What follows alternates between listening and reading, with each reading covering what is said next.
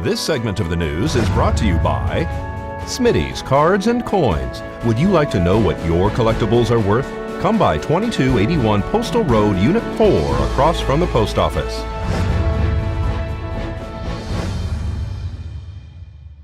And Tony Illia from the Nevada Department of Transportation gave News 46 an update on the current road construction happening around town.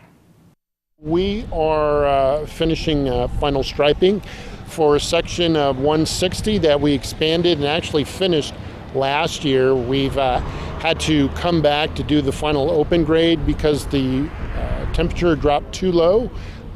If you pave when the temperature is too low, you won't get a proper compaction, which means water will seep in underneath the roadbed, causing ruts and potholes and essentially causing it to fail prematurely. So that's right there at Homestead and Highway 160, right? Correct. When's that going to be completed? It should be done here in the next week. Yeah. And then north of town. North of town, we are doing a mill and pave overlay, also along 160. And as part of that work, we are widening and improving the turn pocket onto US 95. Also, we are making some safety improvements to Johnny Curve. We're going to be installing some motion-activated arrows that are powered by solar panels as you approach a curve, and we're adding something called it's a high friction finishing course. So it lays over the top of the asphalt, and what it does is it gives tires a little additional traction to prevent skidding as they round the curve. Areas where we've had a lot of accidents in both of those, on 95 and 160, and as well at the Johnny Curve. Right, absolutely, and that's why we're here to fix that and hopefully reduce crashes in both those areas. Well, parents, a social media concern is spreading across the state of Nevada and our country. The Office of Suicide Prevention first heard about the Blue Whale Challenge through middle schoolers in Nye County. After this concern was identified, authorities have been trying to develop a safe message about this without making it a glorified event. A public service announcement was produced by the Miami, Florida Police. Nye County school officials have asked that we air this for Nye County School District parents. You ready to take a picture? 3, 2, 1. Challenge over. So what you just saw is an example of what a kid might do if they accept the Blue Whale Challenge. Guys, welcome back to another edition of Social Media 101, where we bring awareness to the dangers associated with social media. Today we're going to be talking about the Blue Whale Challenge, also referred to as a silent house, a sea of whales, F57, or F57. Now, unlike other social media challenges, this challenge is a sinister one. In this game, kids are encouraged to take on 50 challenges, each challenge becoming more dangerous than the last. In order to win this game, the final challenge is to commit suicide. Now, the Blue Whale Challenge started over in Russia, where there's been unconfirmed reports of numerous suicides due to the game. Now, this challenge has made its way into the US and is putting our kids in danger.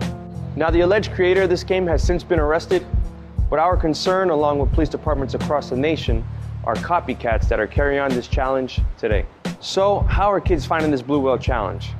Well, they can search for a game administrator on social media platforms such as Snapchat or Instagram, or they can even be recruited in hidden or secret death and suicide groups that are on Facebook or Reddit. Now, you're not going to find a list of these challenges anywhere. How it works is once you contact an administrator, they'll give you a new challenge each day. Then you're to take a photo or video to show proof that you completed that challenge. Now, once a kid enters the game, the administrator will gain personal information from them. And if they want to leave or terminate the challenge early, the administrator will then use that information to threaten to expose them or even cause harm to their family. So as a parent, what can you do? First, you have to understand that kids that enter this game might have some sort of depression or even have had suicidal thoughts. So it's important that you learn to recognize any changes in your kid's behavior that might indicate depression or any other mental health illness. If there are, you should seek professional help immediately. And also, as we mentioned in previous Social Media 101s, you should monitor their social media activity closely, their messages, their photos, and their search histories.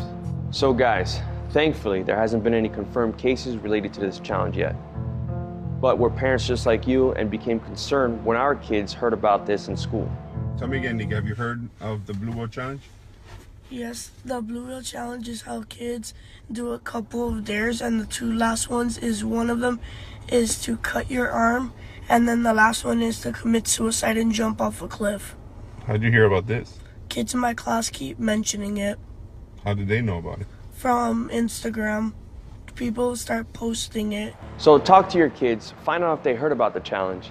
And if they did hear about the challenge, find out where they heard it from and immediately contact their schools. We need to get ahead of this. Thank you so much for letting us know about that. For more information, of course, give that hotline a phone call. Angela Miles has today's Business First Brief. Topping our news, the labor market continues on a solid path. Recently, fewer than predicted Americans filed for state unemployment benefits nationwide. That makes it the third week in a row that the number of filers has fallen. McDonald's is on a hiring spree in South Florida. More than 1,000 workers will be added to restaurants.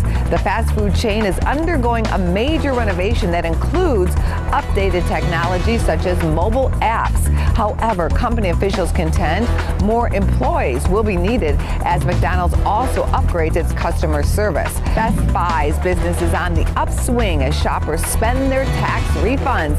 The electronics retailer surprised Wall Street analysts with strong earnings from the first quarter. Analysts believe what is key is if Best Buy can maintain its momentum in stores and online.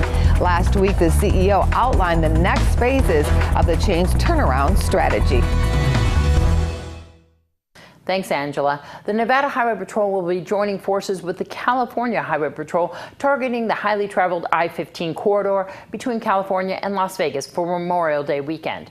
It is estimated that an average of 45,000 vehicles enter Nevada on the I-15 corridor from Los Angeles, California on a daily basis, which equates to an average in excess of 16 million vehicles entering every year.